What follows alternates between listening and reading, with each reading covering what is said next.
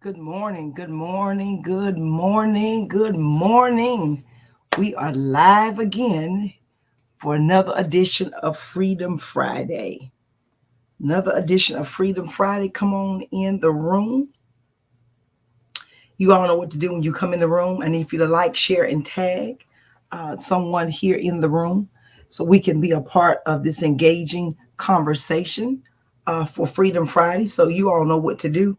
We're back at it again. And I'm so excited about this opportunity that every week I get to come into your homes, come into your cars, and just be a part of this engaging conversation. Good morning. Who's that lady over here on Instagram? Good to see you this morning.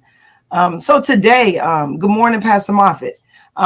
Today, um, it's so much been going on in the news. It's so much that we have to contend with. It's so much that we have to talk about or discuss. And I don't want to get bogged down by what's going on here in North Carolina. We talk if you've seen the news, you know what's going on, especially politically. I'm here in the state of North Carolina. But one of the things that I really want us to look at, and this one of the questions that I posed in my book, I wanted us to look at today. One of the chapters in the book is chapter 7, and chapter 7 says, where do we go from here? Where do we go from here? I'm going to read this statement or a couple of lines out of the book that says that we have an opportunity to finish something that we started, but we don't have the time to complete it. So in other words, have you ever started something thinking you could complete it all in the same time? So I'm going to give you an example. Last night, I started working on a chair to go outside on my patio. Well, I figured the sun went down, it's a little cooler. I can get it started and finish it. Kind of find out it was too many screws. So I knew last night was not going to be enough time for me to finish it. My parents are out of town, so I had to, we're watching my grandmother while they're out of town. And so I figured I just couldn't get it done. So I started it, but I didn't get a chance to complete it. But in life, we have opportunity to dig new wells and uncover things in us that we've been lying dormant. Have you ever discovered that you like new things? And you ask yourself the question, I didn't know I really like that. Or new food. Growing up, I didn't like okra or green peas.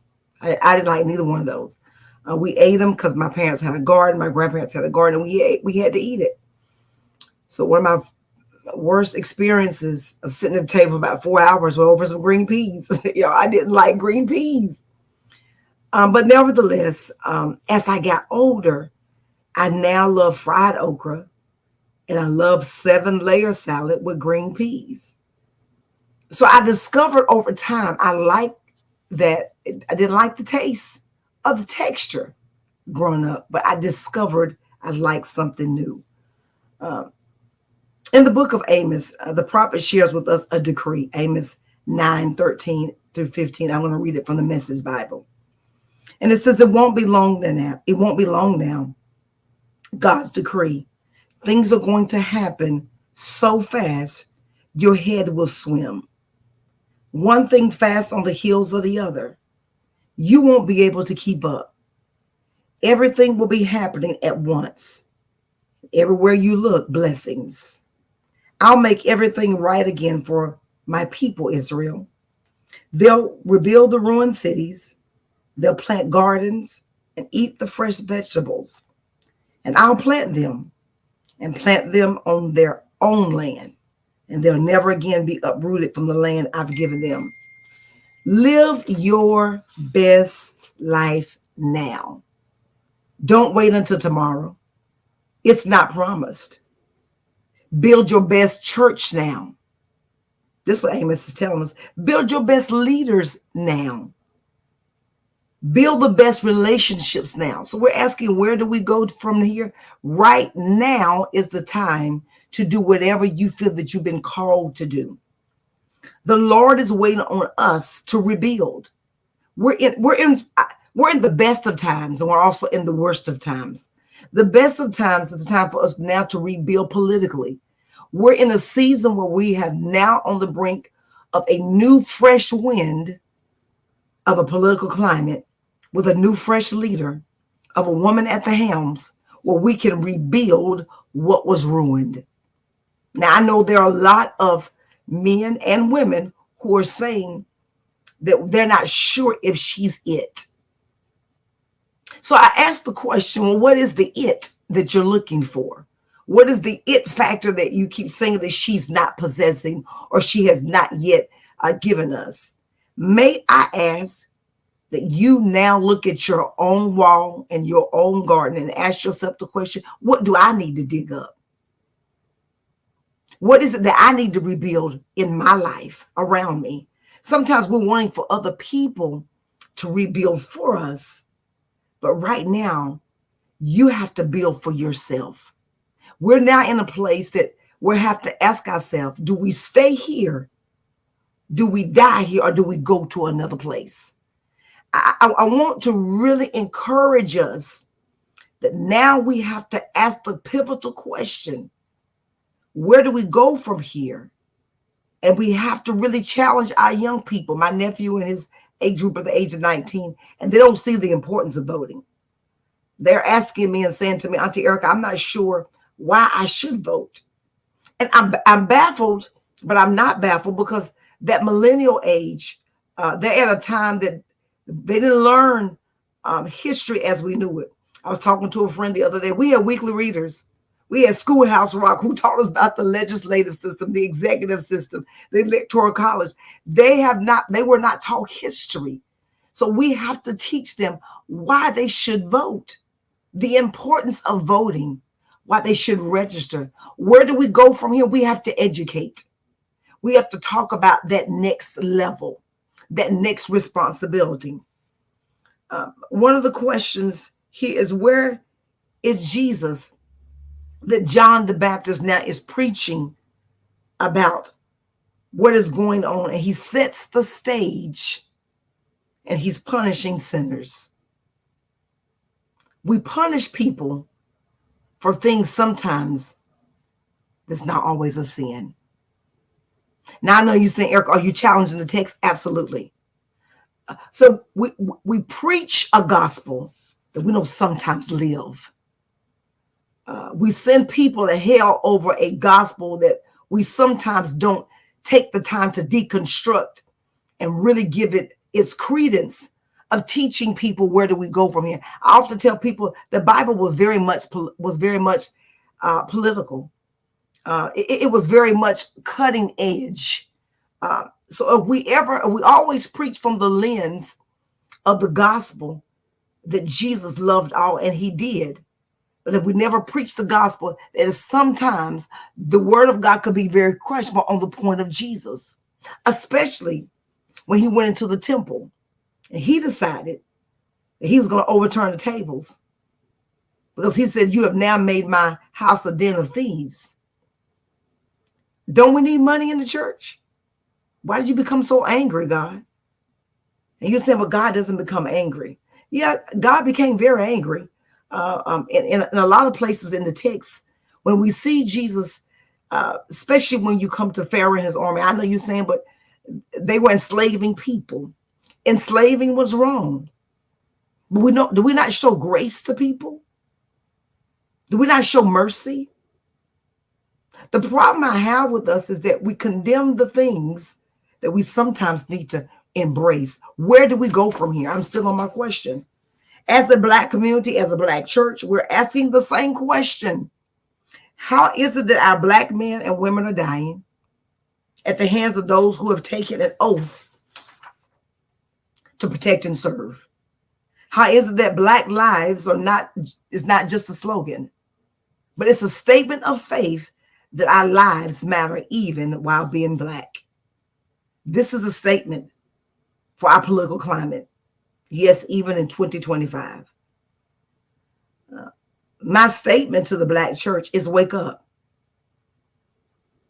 I believe we are woke, church, and I believe we have waken up.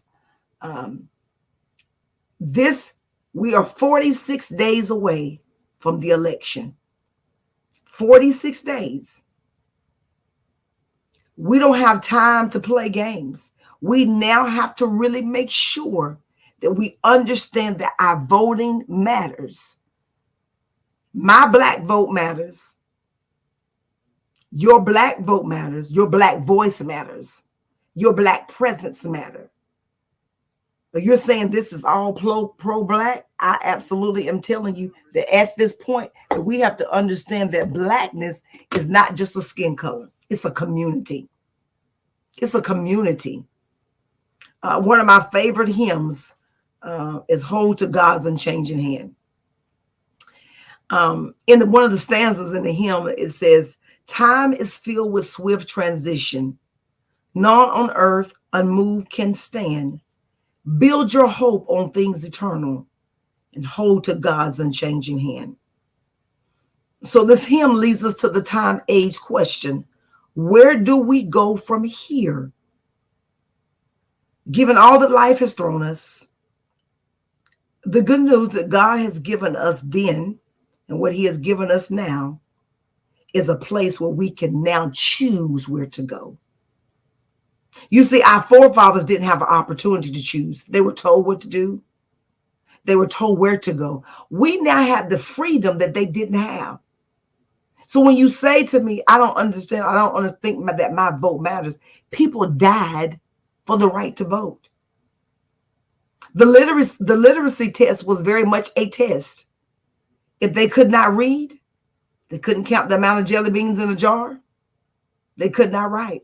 If they could not follow the instructions of the literacy test, for example, circle the first letter in the sentence. Does that mean the first letter in the sentence of the paragraph or the first? They made it so difficult, but it was based on how the interpreter or the person giving the test wanted to give it to them. These are the very slick questions that our forefathers died of, but we ourselves take for granted. You've got to teach young people why we have to vote. They don't understand.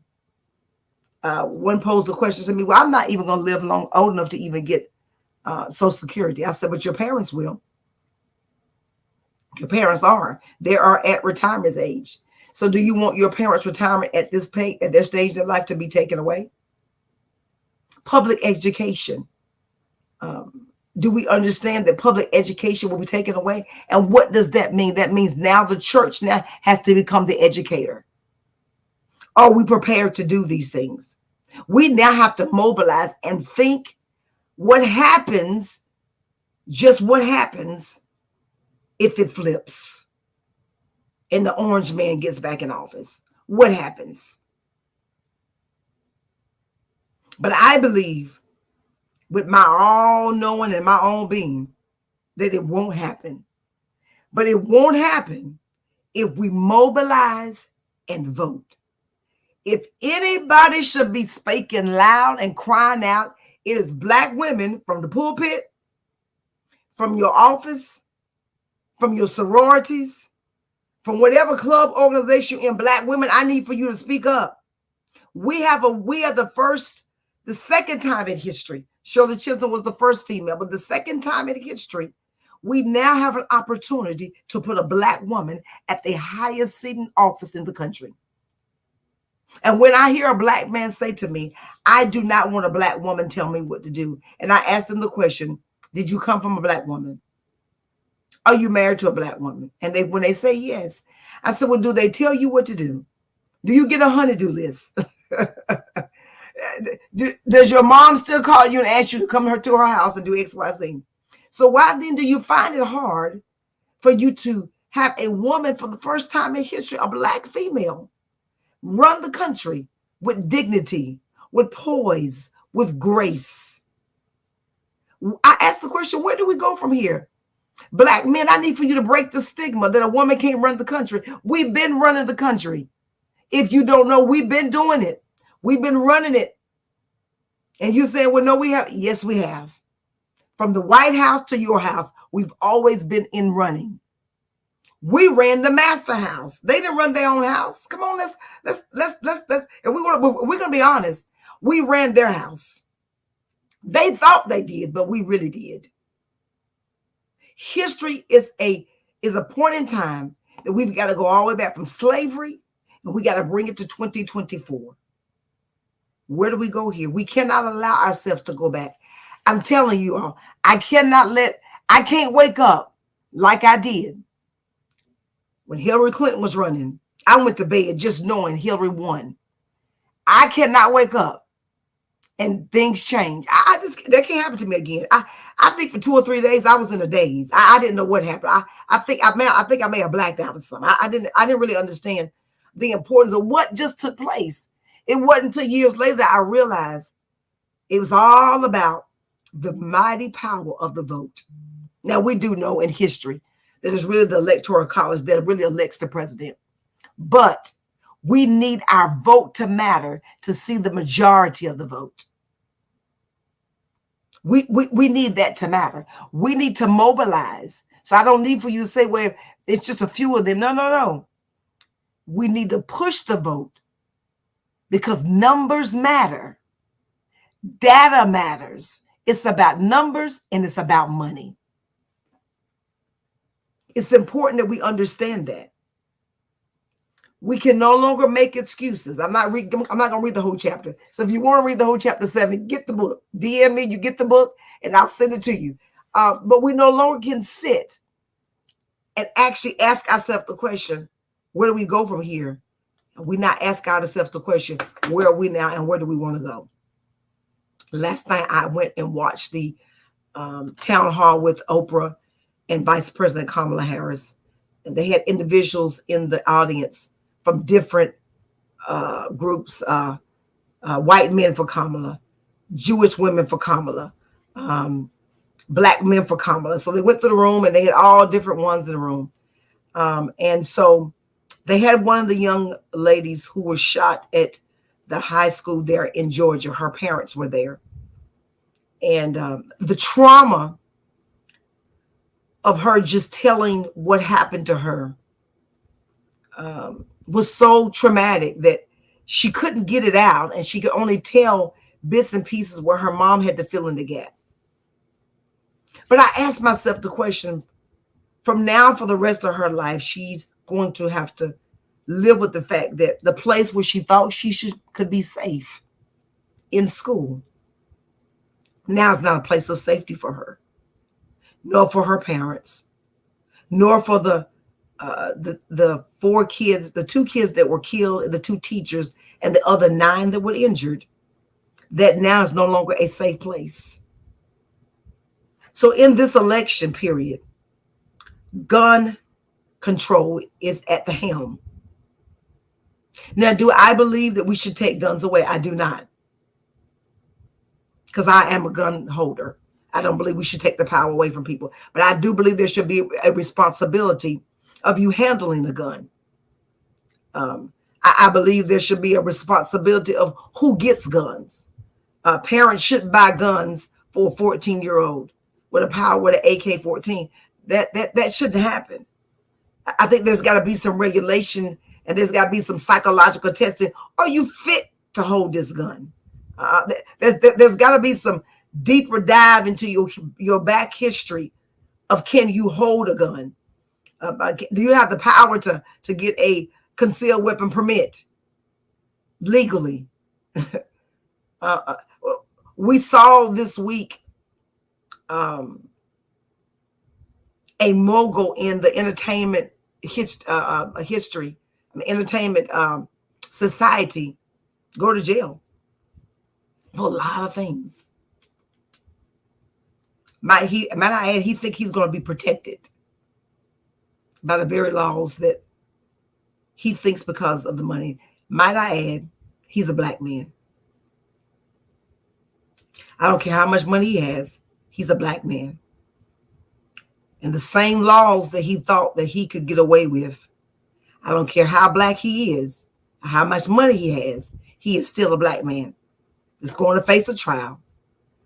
And it is now said that he could face life in prison.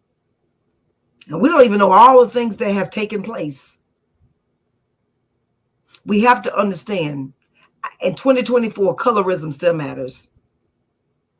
We cannot do the same crimes and expect that we're going to get less time. Doesn't happen.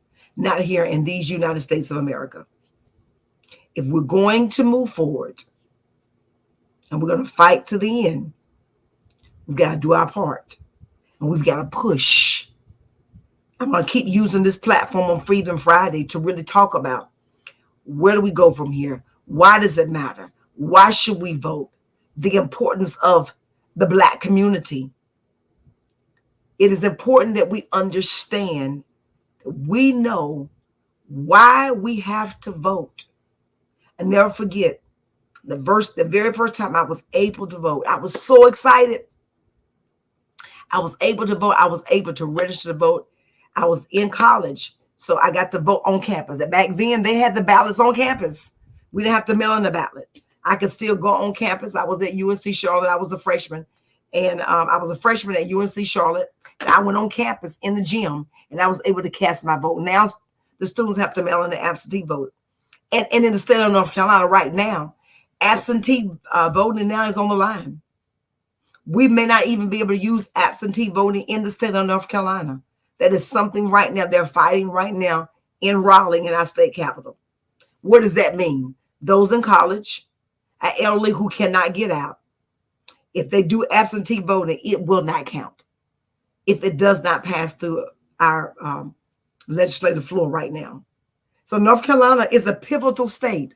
We are one of those swing states that Kamala Harris has to win. Given all this going on with the current gubernatorial race, and we've seen it all on CNN, we cannot let this state go red. It's got to go blue. We got too much at stake. So I need for you to understand. I need for you to get it out to your community. I need for you to talk to your community on Sunday mornings. Don't just preach, but I need for you to talk about why we need to get to the polls, why early voting is important, why November the 5th is going to be important. We've got to understand, and I need for you to put out on your social media. I'm going to post today. When is the last day to vote or to register to vote? And when does early voting start in your state? I have a chart. I'm going to post it today. I need for you to understand. I'm going to start posting every day between now and for the next 46 days. Because I need for you to understand there are certain dates and times we cannot miss. Because you need to understand early voting for the state of North Carolina starts October the 17th and it goes through October the 31st. That's early voting in North Carolina. So whatever your state is, know when early voting is. Where do we go from here? Educate yourself. Understand the economics behind what's going to take place November 5th. It's going to affect everything. I believe that Vice President Harris has laid out some very wonderful plans for the housing market, for small businesses that I think they can really be very pivotal. But it won't happen if we do not get out to vote. Voting matters. Your vote, your Black vote matters. Your Black voice matters. The Black community matters. And the Black church matters. So listen, I need for you to galvanize, mobilize, be your own motivator. I didn't get to go to go to Union Baptist last night to hear Dr. Gina Stewart for Get Out to Vote here in North Carolina. I watched online. So there again, we're watching Granny while mom and dad are out of town. So it's so important that we understand why we're voting. And I cannot stress this enough. Young people, for those that are going to hear this, I need for you to encourage your influence, your sphere of influence of your community. Get out to vote. I was in Starbucks the other day and I saw a group of millennials talking and I was so encouraged. And I told them, I said, I'm so proud of you all because you all are discussing what's at stake. And I just encouraged them. It was a group of, it was some white kids. It was a Latino. It was the Black kids. They were all just in Starbucks drinking coffee, but they were discussing the economics and the power of the vote. I didn't even ask them who they were voting for. I asked them when they registered to vote. They said, yeah, we're college students. I said, do you know when your voting time period ends in your state? Yes, we do. And so I just encourage them. I thank them for just having that conversation. We've got to do it, people, and we cannot wait on somebody else to do it for us. But before I end, I just want to thank each and every one of you who have been tuning in to Let's Think About It with Dr. E, my new podcast. This is something that we have been working on for months. It drops every Wednesday at 12 noon on YouTube. But I need for you to go and subscribe. I need for you to go to subscribe right now so you can get the latest episodes that are going to come out. This last one, we talked about voting. We talked about revolutionizing our minds and the power of your mind and your soul in the Black church. So if you missed this last episode on Wednesday, go back to my YouTube channel, pick it up. Share it with somebody, but subscribe, like, and share, and let someone know that every Wednesday, Let's Talk About with Dr. E drops a new episode. This coming on Wednesday, I'm doing a new episode. I'm recording live, but we're going to sneak it into this episode because I think we've got to do it. It's a multi-generational live that I'm going to be doing that will be coming out in the second week in October. So I want to announce that so that you'll get in and you'll be in on this live that we're going to do for the new podcast. I'm excited. We've got some guests coming up that you don't want to miss. But I want to thank you in advance for tuning in to this platform every week with me every Friday. I'm so appreciative and I'm so grateful. I'm so appreciative for those that have subscribed and liked on the platform for Let's Think About It with Dr. E on my YouTube channel. I don't take any of it for granted because you didn't have to do it. And I'm so thankful and I'm so appreciative to each and every one of you who tune in every week to this platform. I didn't mean to go this long, but I thought that I need to get it and share because I believe it's important that we understand our vote matters and our power matters. And as I do every week, if no one's told you today, let me be the first to tell you I love you. And there's absolutely nothing you can do about it. Live life and live life on purpose. Have an amazing Friday. I'll see you next week. Be blessed.